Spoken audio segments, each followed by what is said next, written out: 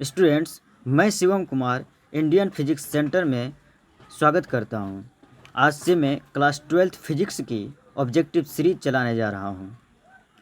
आज हम लोग इस ऑब्जेक्टिव सीरीज में क्लास 12th की फर्स्ट इकाई फिजिक्स का इलेक्ट्रोस्टैटिक्स से शुरू करेंगे।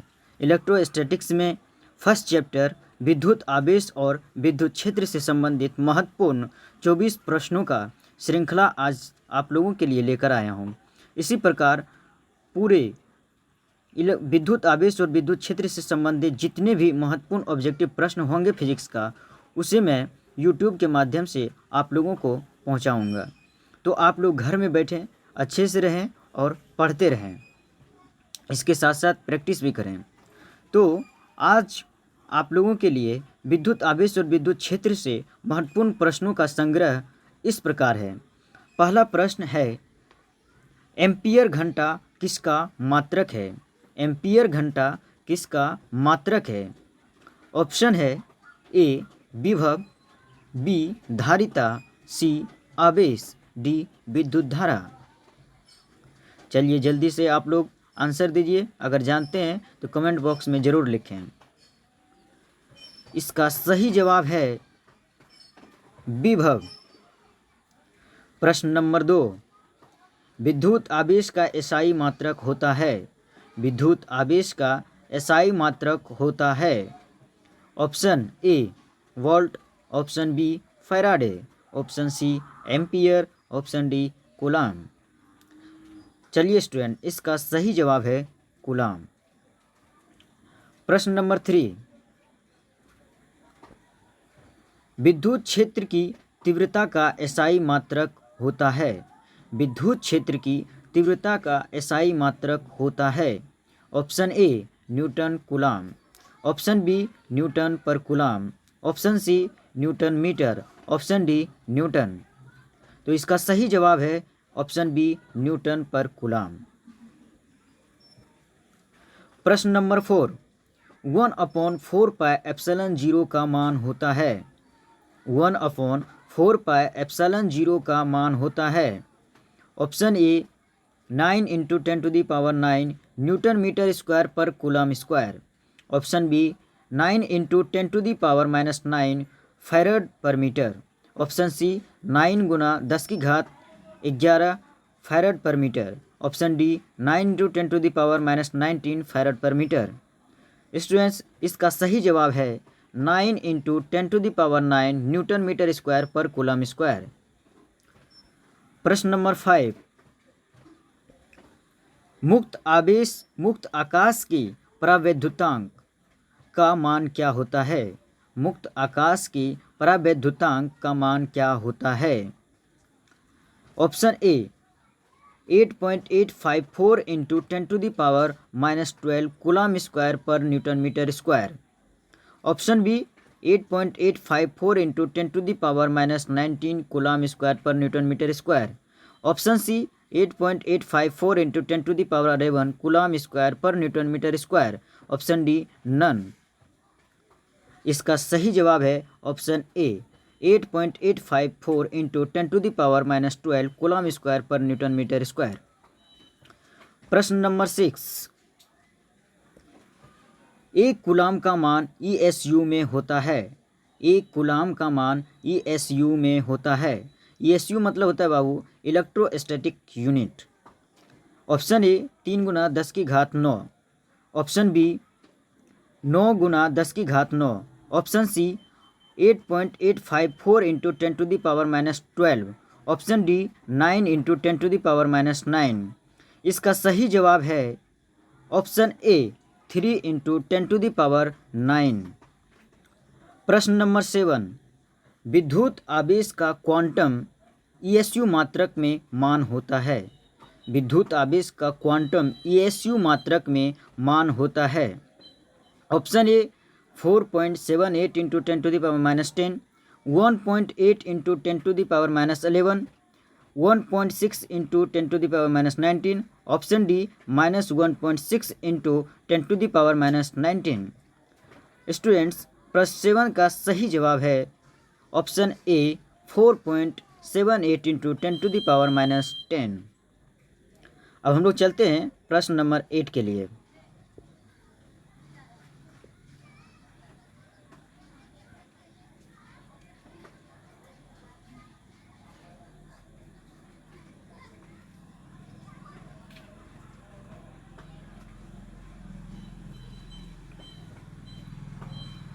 प्रश्न नंबर 8, 1 माइक्रोकूलाम बराबर है 1 माइक्रोकूलाम बराबर है option A 1 into 10⁻⁻12 coulomb, option B 1 into 10⁻12 coulomb, option C 1 into 10⁻⁻6 coulomb, option D 3 into 10⁻6 coulomb. Students, प्रश्न नंबर 8 का सही जवाब है ऑप्शन सी 1 इंटू 10⁻⁻6 कूलाम। प्रश्न नंबर 9, आवेश का सीजीएस मात्रक है, आवेश का सीजीएस मात्रक है option A coulomb, option B state coulomb, option C joule, option D newton. तो स्टूडेंट्स, प्रश्न नंबर 9 का सही जवाब है option B state coulomb.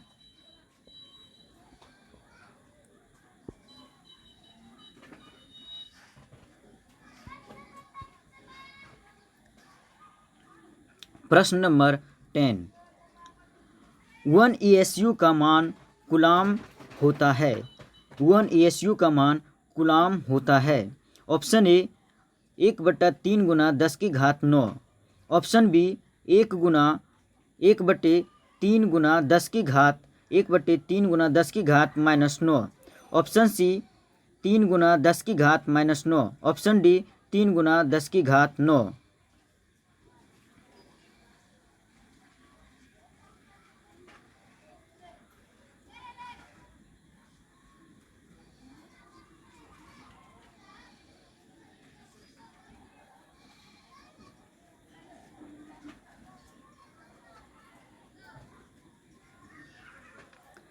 Students, प्रश्न नंबर 10, 1 ESU का मान कूलाम होता है ऑप्शन ए 1/3 गुना 10 की घात 9, ऑप्शन बी 1/3 गुना 10 की घात 9, ऑप्शन सी 3 गुना 10 की घात -9, ऑप्शन डी 3 गुना 10 की घात 9।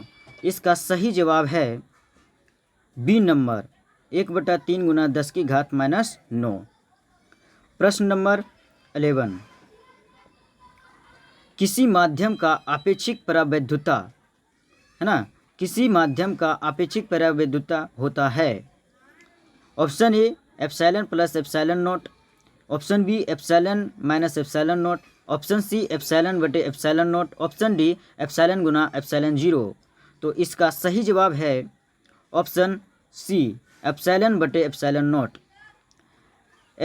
प्रश्न नंबर 12, एप्सिलॉन 0 का एसआई मात्रक होता है, एप्सिलॉन 0 का एसआई मात्रक होता है ऑप्शन ए कूलाम पर newton metre, option B newton metre square पर coulomb square, option C newton metre पर coulomb square, option D coulomb square पर न्यूटन मीटर स्क्वायर। स्टूडेंट्स, प्रश्न नंबर 12 का आंसर जानने के लिए मैं आपको कुछ बताता हूँ और उसे बताते ही आपको पता चल जाएगा कि इसका आंसर क्या होगा।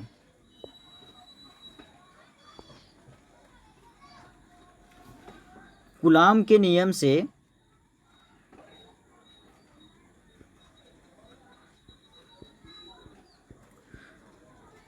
कूलाम नियम से F बराबर होता है 1/4 pi epsilon 0 into Q1 Q2 upon में R स्क्वायर।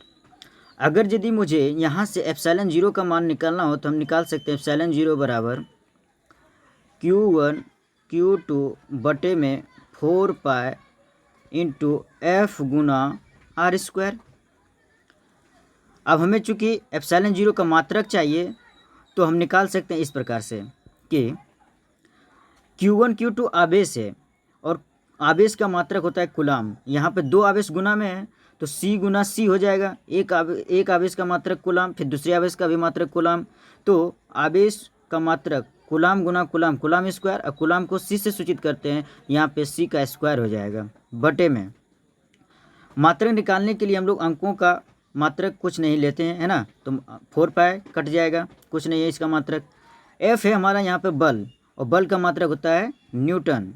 और आर है दो आवेशों, है ना, Q1 और Q2 के बीच की दूरी है, तो दूरी का SI मात्रक मीटर में होता है, चूँकि R स्क्वायर है तो मीटर का स्क्वायर हो जाएगा, यानी कि एप्सिलॉन 0 का मात्रक आ गया कूलाम स्क्वायर पर न्यूटन मीटर स्क्वायर। चलिए स्टूडेंट्स, अब हम लोग ऑप्शन में मिलाते हैं, ठीक है।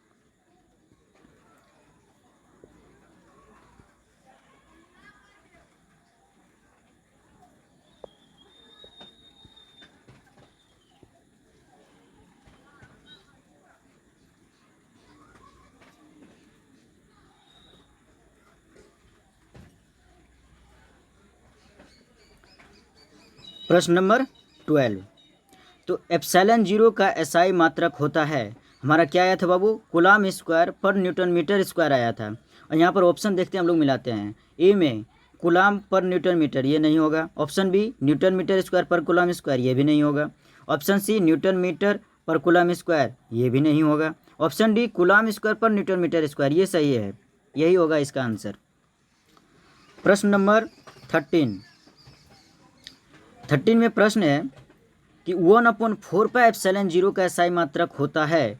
ऑप्शन ए कूलाम पर newton metre, option B coulomb square पर newton metre square, option C newton metre square पर coulomb square, option D newton metre पर कूलाम स्क्वायर। स्टूडेंट्स, इस प्रश्न को भी जानने के लिए मैं आपको कुछ बताने जा रहा हूँ, और बताते ही फिर आपको पता चल जाएगा कि इसका आंसर क्या होगा।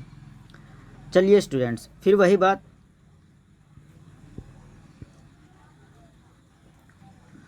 कूलाम के नियम से, है ना, कूलाम नियम से दो स्थिर आवेश मान लेते हैं Q1 और Q2 है, इसके बीच की दूरी R है, तो कूलाम का नियम कहता है कि दो स्थिर बिंदु आवेशों के बीच लगने वाला प्रतिकर्षण या आकर्षण बल F बराबर होता है 1/4 pi epsilon 0 into Q1 Q2 upon में R स्क्वायर। यहाँ से हमें चाहिए इसका मान, बोल रहा है बाबू इसका मात्रक क्या होगा, तो इसका मात्रक निकालने के लिए हमें पहले 1/4 पाई एप्सिलॉन 0 का मान निकालना पड़ेगा। तो यहाँ से 1/4 पाई एप्सिलॉन 0 का मान निकालें तो इस प्रकार हो जाएगा F गुना R स्क्वायर अब बटे में Q1 Q2।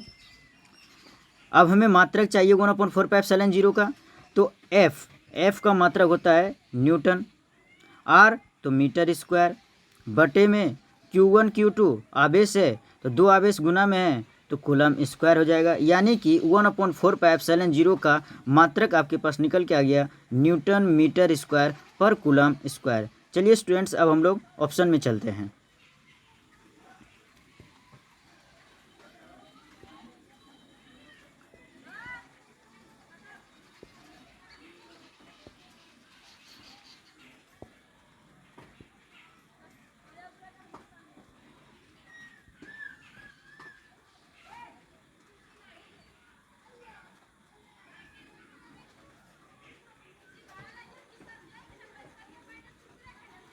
चलिए स्टूडेंट्स, देखते हैं हम लोग प्रश्न नंबर 13, 1/4 पाई एप्सिलॉन 0 का SI मात्रक होता है। Option A newton, option A coulomb पर न्यूटन मीटर, नहीं होगा क्योंकि हमारा क्या आया था, न्यूटन मीटर स्क्वायर पर कूलाम स्क्वायर आया था, ये ऑप्शन ए नहीं होगा। ऑप्शन बी कूलाम स्क्वायर पर न्यूटन मीटर स्क्वायर, ये भी नहीं होगा। Option C newton metre square पर कूलाम स्क्वायर, ये होगा, यही हमारा अभी आया था। तो प्रश्न नंबर 13 का आंसर हो जाएगा option C newton metre square पर कूलम स्क्वायर। बाबू प्रश्न नंबर 14, एप्सिलॉन 0 का विमीय सूत्र होता है। एप्सिलॉन 0 का विमीय सूत्र होता है, ऑप्शन है आपके पास, ऑप्शन है आपके पास ए में ML T3A-1, option B M-1L-3T4A², option C ML T3A-1, D M-1L² T3A1। तो स्टूडेंट्स, प्रश्न नंबर 14 का सही जवाब होगा ऑप्शन बी M-1L-3T⁴A²। प्रश्न नंबर 15,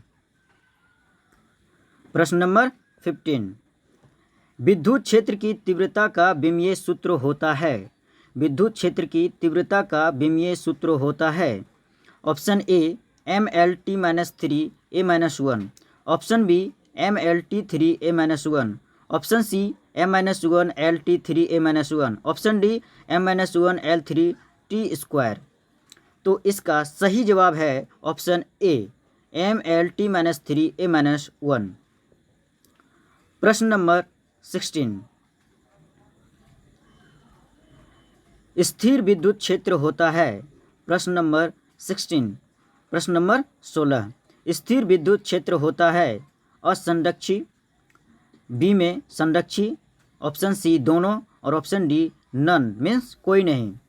तो इसका सही जवाब है ऑप्शन बी संरक्षी। प्रश्न नंबर 17, स्थिर विद्युत आवेश उत्पन्न करता है। स्थिर विद्युत आवेश उत्पन्न करता है।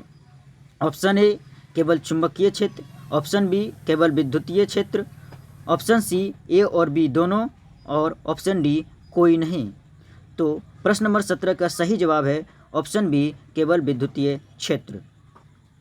स्टूडेंट्स अब हम लोग चलते हैं प्रश्न नंबर 18 में।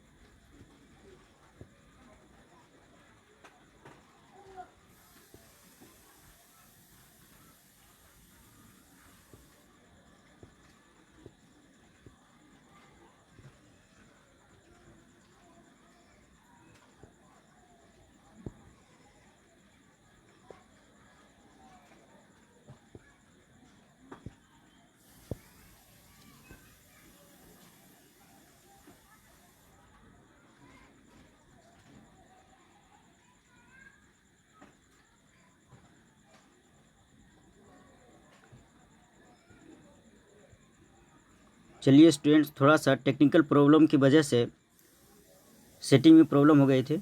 अब आपका आ गया है प्रश्न नंबर 18। प्रश्न नंबर 18 है आपका कि इलेक्ट्रॉन का विशिष्ट आवेश होता है। इलेक्ट्रॉन का विशिष्ट आवेश होता है।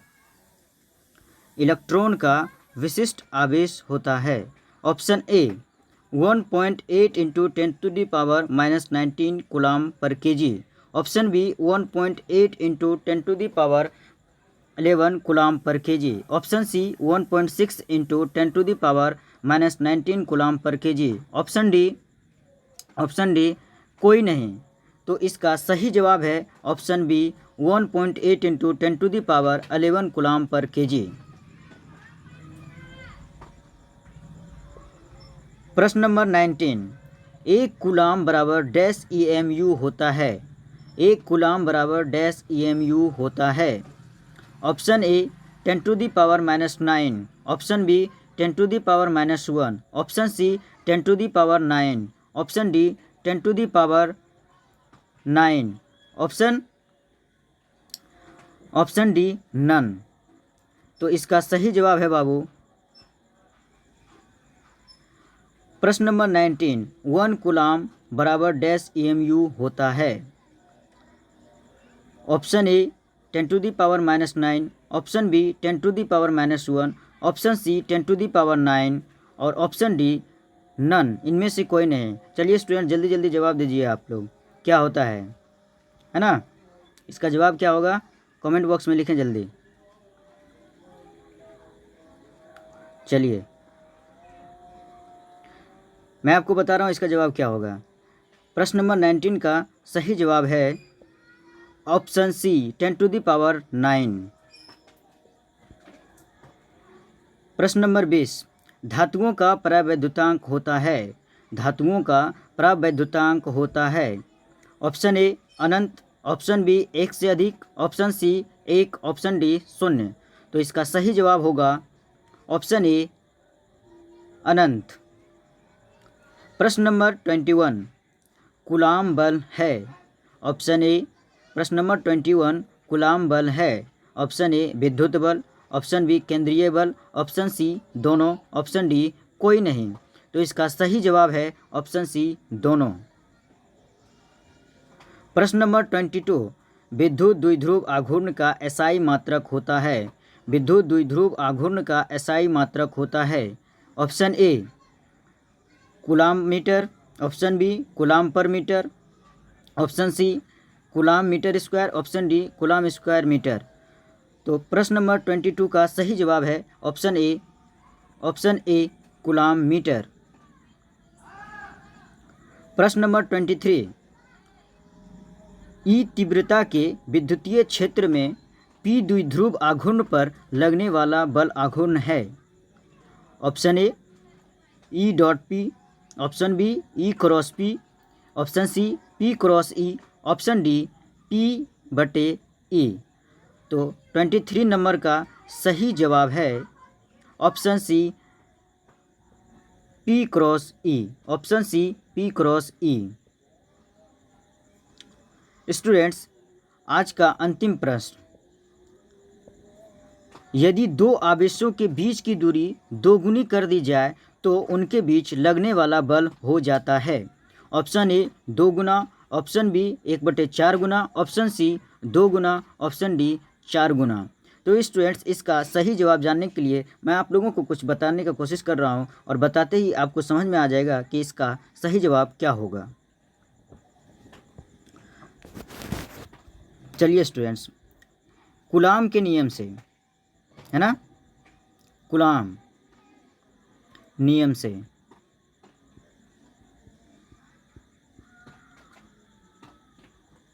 कूलाम नियम से मान लेते हैं, कूलाम नियम का कहता है दो बिंदु आवेश, दो स्थिर बिंदु आवेश के बीच यदि दूरी r हो तो उनके बीच लगने वाला प्रतिकर्षण या आकर्षण बल F बराबर होता है 1/4πε0 इंटू Q1 Q2 अपॉन में r²। अब 24 नंबर प्रश्न में कह रहा है बाबू कि यही जो दो आवेश है Q1 Q2 इनके बीच की दूरी को दोगुना कर दिया गया यानी 2r कर दिया गया, तब इनके बीच लगने वाला प्रतिकर्षण या आकर्षण बल क्या होगा। तो हम लिखते हैं बाबू F बराबर 1/4πε0 इंटू Q1 Q2 बटे में, अब बाबू r² नहीं, r² की जगह पे 2r कर दिया गया है, तो 2r का स्क्वायर करेंगे तो 2 गुना 2 4 और r गुना r तो r² हो जाएगा। अब देख रहे हो बाबू ये F into 1/4πε0 into Q1 Q2 ये तो F के बराबर है, और बाद में जो बल है ना 2r करने पे जो बल होगा बाबू F' हो जाएगा, ठीक है। तो 1/4πε0 इंटू Q1 Q2 की जगह पे हम लोग F रख सकते हैं, है ना। तो F अब बट्टे में ये 4 नीचे आ गया बाबू, यानी कि दोनों आवेशों के बीच की दूरी अगर दोगुना कर दिया जाए तो आने वाला बल या लगने वाला बल F' बराबर हो जा रहा है बाबू F/4, यानी कि पहले बल के चौथाई हो जा रहा है बाबू, यानी कि 1/4 गुना हो जा रहा है। तो ऑप्शन में मिलाते हैं बाबू, जहाँ पर 1/4 गुना लिखा हुआ होगा वही हमारा सही जवाब होगा।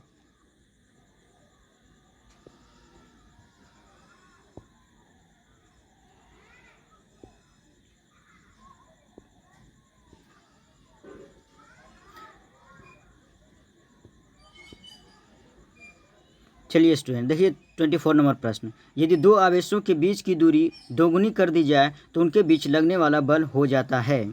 ऑप्शन ए 2 गुना, ऑप्शन बी 1/4 गुना, तो हमारा बाबू यहाँ पे अभी आया था 1/4 गुना। तो 24 नंबर प्रश्न का सही जवाब हो जाएगा ऑप्शन बी 1/4 गुना। स्टूडेंट्स आज यहीं तक, इसके बाद हम लोग नेक्स्ट सीरीज में पढ़ेंगे, नेक्स्ट पार्ट में पढ़ेंगे 25 नंबर क्वेश्चन से। तो आप लोगों को देखने के लिए बहुत बहुत धन्यवाद, और यदि अच्छा लगे तो इसे अपने दोस्तों के बीच में शेयर ज़रूर करें, और कैसा लगा आप कमेंट ज़रूर करें, ताकि मैं आप लोगों के लिए और अच्छे से अच्छे, बेहतर से बेहतर प्रश्नों का संकलन करके आपको दूं, ताकि यह प्रश्न डायरेक्ट आपके बिहार बोर्ड में, है ना, एग्जामिनेशन 2021 में आपको देखने को मिले, और आप अपने एग्ज़ाम में अच्छे से अच्छे मार्क्स को ला सकें, स्कोरिंग कर सकें, है ना। धन्यवाद।